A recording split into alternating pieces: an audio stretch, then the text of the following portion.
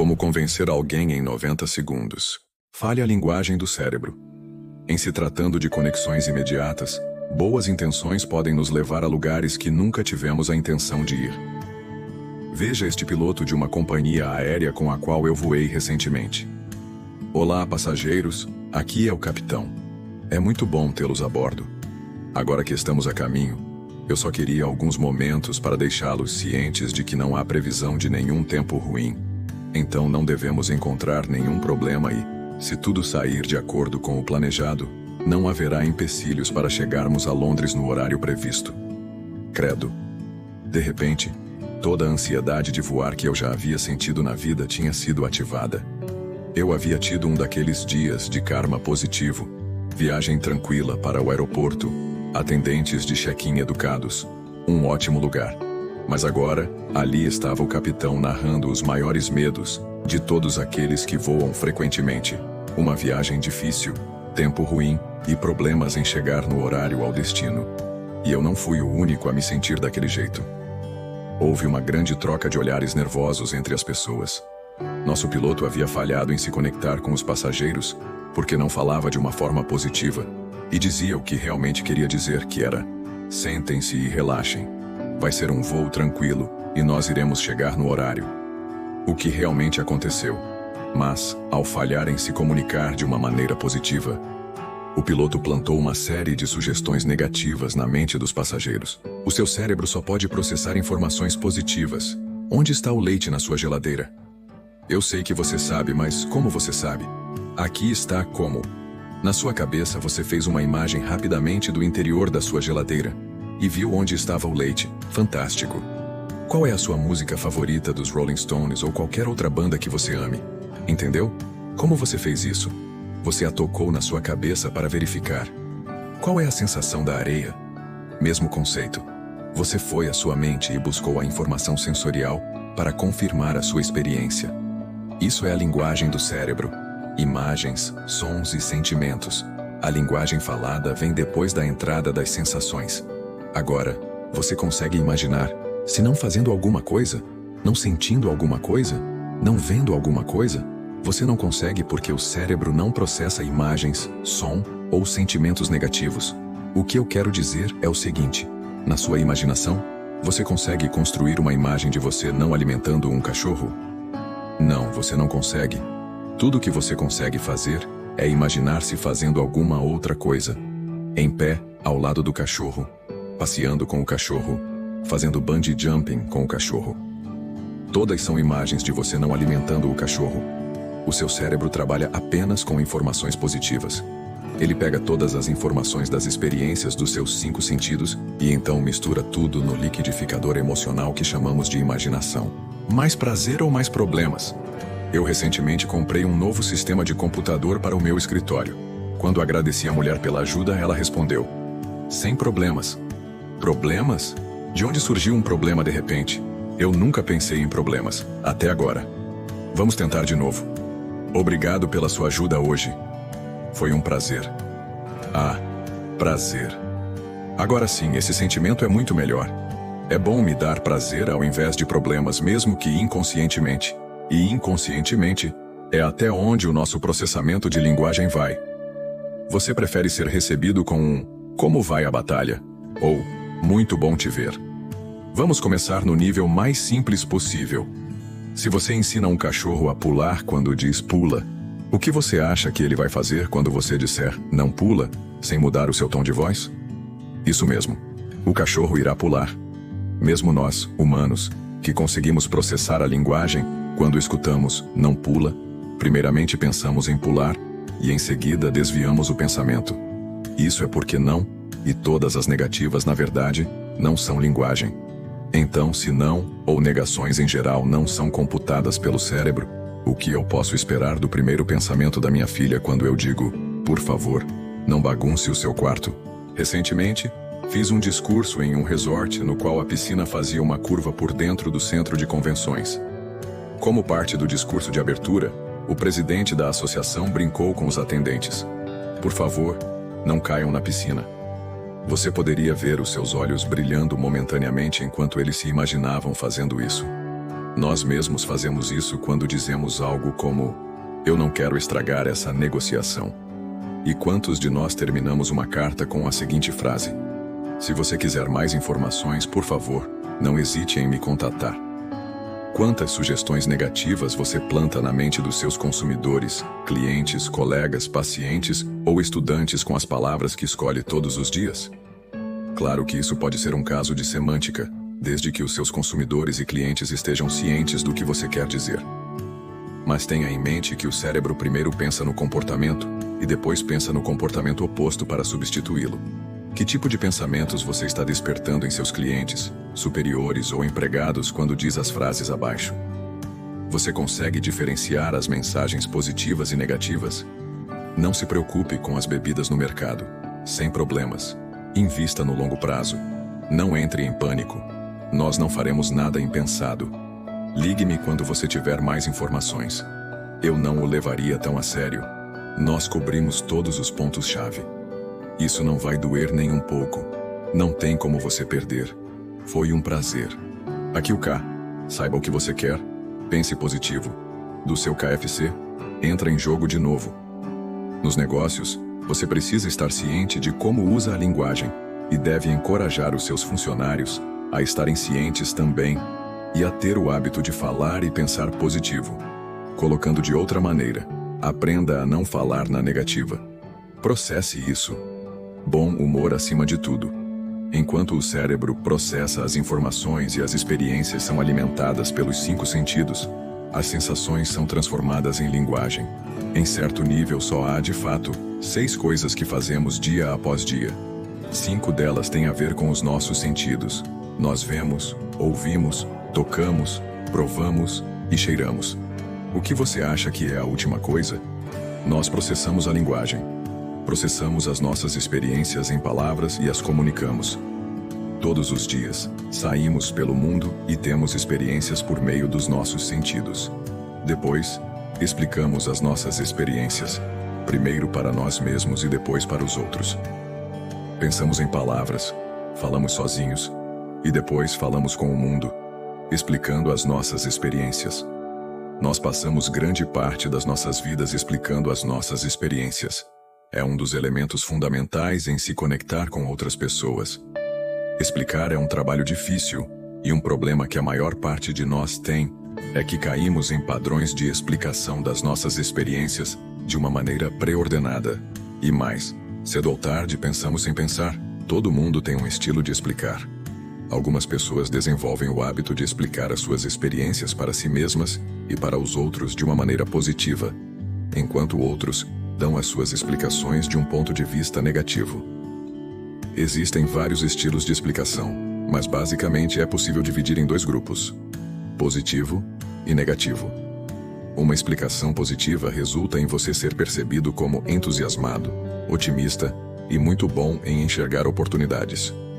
Um estilo negativo pode ser taxado desde um realista bom em enxergar problemas até um completo pessimista. Esses estilos afetam a sua atitude. E, como você já sabe, atitude é contagiante. Eu tenho certeza de que o nosso piloto, caso tenha pensado, achou que estava sendo prático e realista com o seu anúncio. Mas a maneira de explicar e a escolha de palavras influenciaram o resultado da comunicação.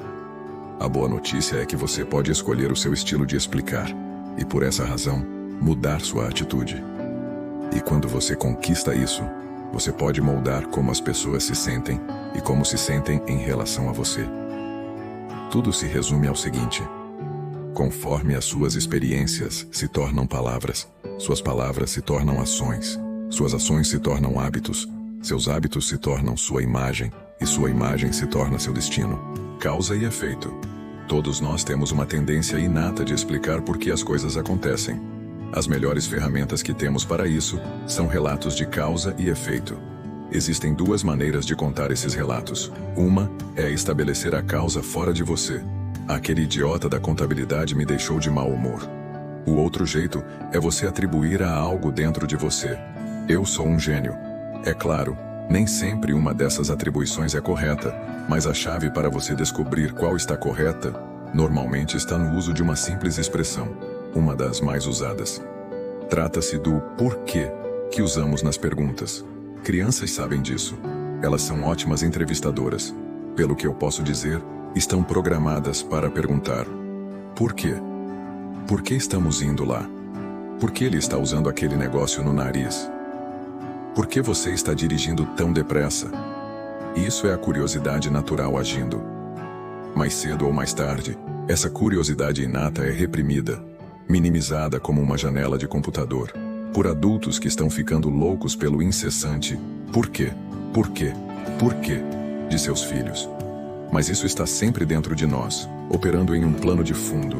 Mesmo quando somos adultos e achamos que essa fase já se foi, nós evoluímos como espécie por meio da lógica, razão, comparação e, mais importante, processando feedback.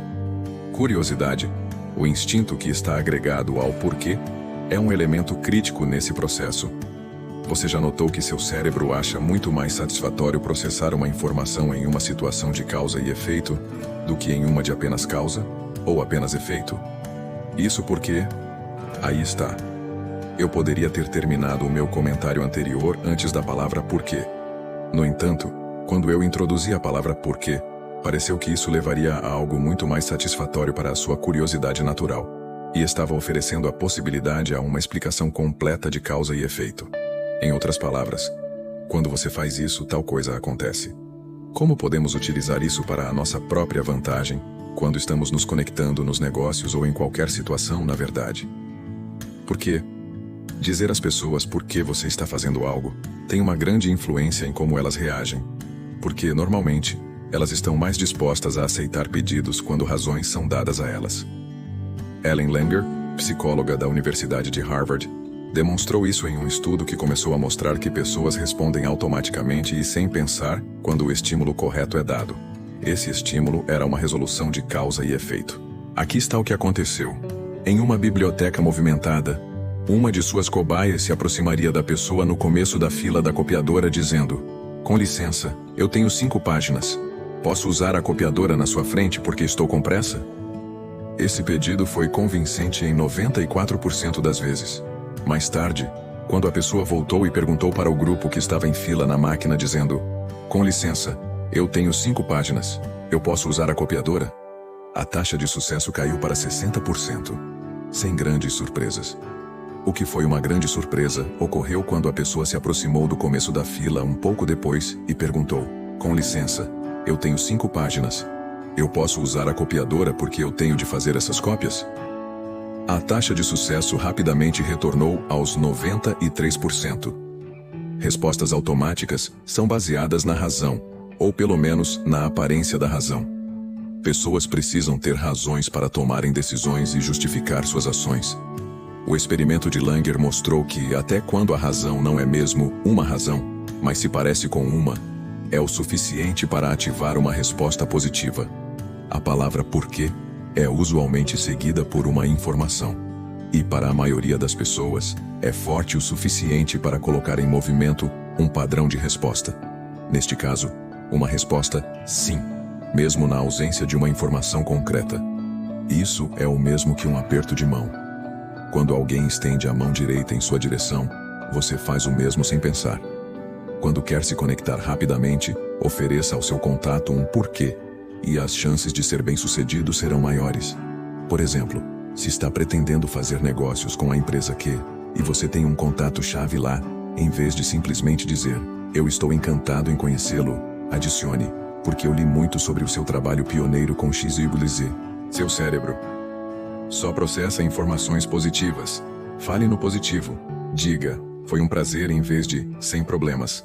Use as palavras "ligue-me" em vez de "não hesite em me ligar". Estilo de explicação. Quando explicamos as nossas experiências para nós mesmos e para os outros, tendemos a usar padrões. Desenvolva conscientemente um estilo de explicação positiva e contamine os outros com a sua atitude positiva. Causa e efeito. Dizer por que você está fazendo algo para as pessoas tem uma grande influência em como elas vão reagir a você. Pessoas tendem automaticamente a aceitar pedidos quando são informadas das razões. Continue lendo, porque você vai aprender bastante. A linguagem do cérebro é feita de imagens, sons, sentimentos e, indo um pouco além, cheiros e sabores. O cérebro não consegue processar imagens negativas, não fazer algo, não ver algo. Ele só consegue trabalhar com informações positivas. Então esteja consciente para não plantar sugestões negativas na mente dos outros com as palavras que você escolher. Tome cuidado com as duplas negativas. Conecte-se com os sentidos. Carl Jung observou que seus pacientes tinham diferentes jeitos de comunicar as suas experiências. Alguns se expressavam por meio de figuras, outros diziam como as coisas soavam para eles e outros diziam como sentiam as coisas.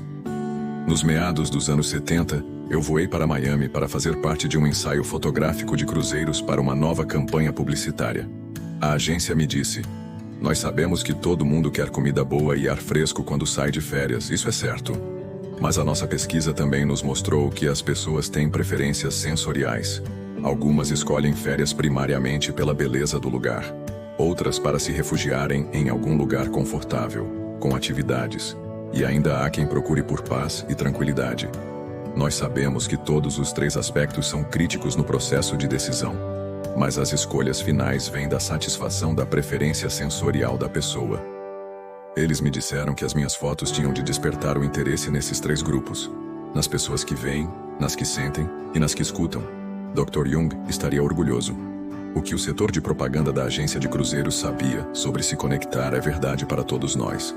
Pessoas diferentes decidem experimentar o mundo por sentidos diferentes. Se nós queremos convencê-los, temos de descobrir quais sentidos sobressaem para cada um. Preferências sensoriais. No momento que chegamos à adolescência, passamos a favorecer um dos nossos três sentidos principais: visão, audição ou tato, na maneira como interpretamos o mundo. Obviamente, usamos todos os nossos sentidos, mas algumas pessoas dependem mais do visual, outras do auditivo ou do sinestésico, toque e outras sensações físicas. Inevitavelmente, nosso sentido dominante se torna a maneira principal que usamos para nos comunicar conosco e com os outros.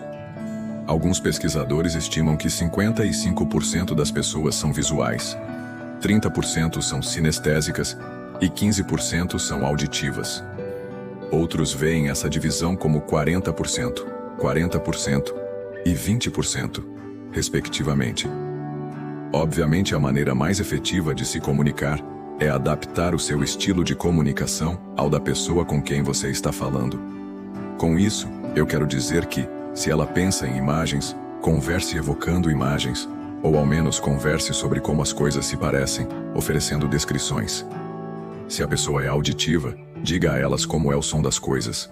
Caso ela seja mais sinestésica, preocupe-se com as sensações físicas, conversando sobre a sensação das coisas. Digamos que eu sou um agente de viagens e alguém vem até a minha agência e diz: "Eu quero sair de férias." Se eu consigo imediatamente descobrir que aquela pessoa é, digamos, sinestésica, eu diria: "O que você acha de um lugar onde a areia é macia, a água é quente e as camas são confortáveis?" Em outras palavras, eu diria a ela como se sente o lugar, porque é assim que ela toma suas decisões, de maneira subconsciente, é claro. Se eu descobrisse que a pessoa é auditiva, eu diria: "Como isso lhe soa?" Eu sei de um lugar onde você consegue ouvir todas as ondas e gaivotas, e é longe de todo o barulho da cidade. Já se ela fosse visual, eu mostraria uma foto dizendo: "Apenas olhe para isso." Mas você provavelmente está se perguntando: como saber para qual caminho levar o cliente no momento que ele entra pela porta? Aqui vão algumas dicas que você deve procurar no momento que o encontro acontece. Pessoas visuais falam sobre como as coisas se parecem. Elas tendem a falar alto, rápido e direto ao ponto. Não conseguem entender o porquê de você não ver imediatamente o que elas veem. Elas querem ver provas das suas afirmações antes de tomar suas decisões. A respiração delas será rápida e no peito. Pessoas visuais se vestem para impressionar e com frequência mostram sua postura correta. Pessoas visuais querem contato visual quando conversam. Elas ficam ofendidas com falta de organização, bagunça e desordem. Elas consistentemente se referem ao parecer das coisas. Agora que já vimos todas as possibilidades, nós podemos focar no futuro. Do meu ponto de vista, parece que agora já avistamos o nosso objetivo. Você vê o que quero dizer? Como regra geral, olham para a esquerda ou direita quando querem imaginar algo. Quando eu lhe pergunto qual é a cor da sua camiseta favorita, para onde os seus olhos vão? Seus gestos são abertos. Algumas vezes desenham uma figura no ar. Pessoas auditivas falam sobre como as coisas soam. Elas normalmente têm jeito com as palavras e podem ser muito persuasivas, com voz macia e cativante. Elas tendem a ter um pensamento aventureiro. Falam um pouco mais devagar do que pessoas visuais, respirando pausadamente pela parte mais baixa do tronco. Uma pessoa auditiva, frequentemente, será a que fará uma afirmação de bom gosto sobre a forma como se vestem. Uma pessoa auditiva pode virar levemente a cabeça para um lado quando estiver escutando. Ela, na verdade, está virando a orelha para você e tirando o foco dos olhos para concentrar no som do que você está dizendo. Pessoas auditivas não se sentem atraídas por sons, barulhos e vozes desagradáveis. Quando você escuta alguém que está constantemente referenciando o som das coisas, eu não gostei do tom de voz dele. O que ele falou me soou familiar. Eu estou apenas dizendo a minha opinião. Ela ficou completamente com a língua presa. Ela contou uma história incrível e recebeu muitos aplausos. Você provavelmente encontrou uma pessoa auditiva. Como regra geral, uma pessoa auditiva olha para os lados, olhando para suas orelhas, essencialmente, quando procura algum som. Aonde seus olhos vão quando eu pergunto se o hino nacional é mais bem cantado por um adulto que por uma criança? Pessoas auditivas frequentemente olham para o lado quando estão falando, quebrando o contato visual para se concentrar em recuperar o som daquele arquivo mental. Seus gestos vão frequentemente acompanhando o ritmo das palavras, e às vezes tocam o rosto, queixo ou orelhas enquanto falam. Pessoas sinestésicas falam a respeito de como sentem as coisas.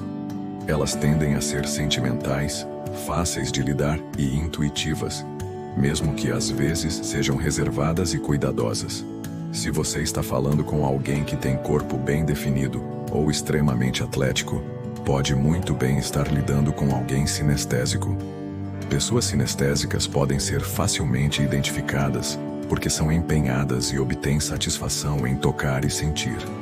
Seu guarda-roupa tende a ser confortável e cheio de texturas interessantes que primam por funcionalidade em vez de moda. Algumas pessoas sinestésicas são conhecidas por falarem extremamente, agonizantemente, devagar, ou colocar todos os tipos de detalhes que fazem as pessoas visuais e auditivas quererem gritar.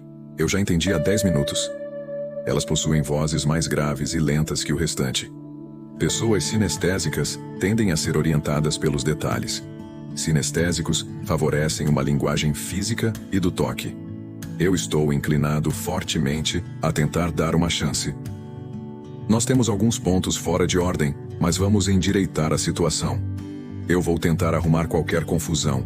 Quando puder colocar o meu dedo em algo concreto, vou entrar em contato com ela e a direcionar para isso.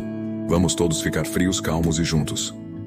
Quando buscam alguma sensação ou qualquer informação que esteja guardada, geralmente olham para baixo e para a direita. Sua respiração é regular e vem da barriga. Seus gestos são baixos e as mãos e braços estão quase sempre dobrados no peito ou abdômen. Não é necessário dizer que, se você consegue identificar com que tipo de pessoa sensorial você está lidando, está em um bom caminho para se conectar com ela. Porque se você está falando em termos mais significantes para ela, sua mensagem vai imediatamente fazer sentido. Dicas dos olhos. Os olhos podem lhe dar dicas ainda mais valiosas de como a pessoa pensa. Como mencionado anteriormente, pessoas visuais tendem a olhar para cima, enquanto pessoas auditivas passam mais tempo olhando para o lado, e pessoas sinestésicas olham para baixo. Isso porque cada um favorece um sentido para codificar e guardar informações gerais, assim como para expressá-las. Se você perguntasse, como foi o show dos Stones? Uma pessoa visual pensaria primeiro em como foi visualmente, uma pessoa auditiva como soou, e uma sinestésica como ela se sentiu. Mas as dicas dos olhos podem lhe dizer mais do que o tipo de pessoa com quem está lidando. Também podem lhe dizer com o que você está lidando. Se a pessoa olha para cima ou para o lado e para a direita, provavelmente está construindo ou inventando a sua resposta. Quando olha para cima ou para o lado e para a esquerda, provavelmente está relembrando algo.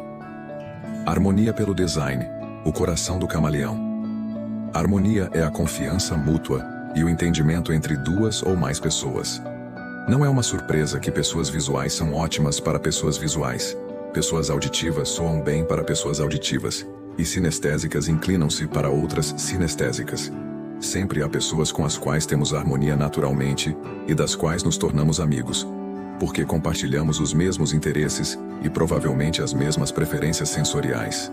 Chamamos isso de harmonia por acaso. Mas, nos negócios, você não pode deixar a harmonia ser por acaso. Simplesmente não podemos entender ou esperar que vamos lidar com pessoas como nós. Sabemos por experiência que não funciona dessa maneira. Então, para todos os outros existe a harmonia por design. Se nós fizermos um esforço para criar confiança e entendimento mútuos, ao ajustar a nossa atitude, sincronizar a nossa linguagem corporal, características de voz, escolha das palavras, as preferências sensoriais daqueles com quem trabalhamos, nós vamos estar em harmonia com eles, fechar negócios, atingir objetivos mútuos e iniciar projetos com mais facilidade. Preferências sensoriais. A maneira mais efetiva de você transferir informação para outras pessoas é adaptando o seu estilo de comunicação para combinar com os dela. Pessoas geralmente fazem parte de uma destas 3 categorias: visual, diga ou mostre como parece. Pessoas visuais precisam ver figuras e fazer imagens das suas experiências. Auditiva, diga ou mostre como soa. Pessoas auditivas precisam escutar sons e verbalizam suas experiências. Sinestésica, diga ou mostre a sensação de algo. Pessoas sinestésicas se comunicam expressando as sensações físicas. Harmonia por design. Estabeleça harmonia com os outros sincronizando a sua linguagem corporal, características de voz, escolha de palavras e preferência sensorial. Não se esqueça de se inscrever no canal e ativar as notificações para acompanhar os próximos capítulos.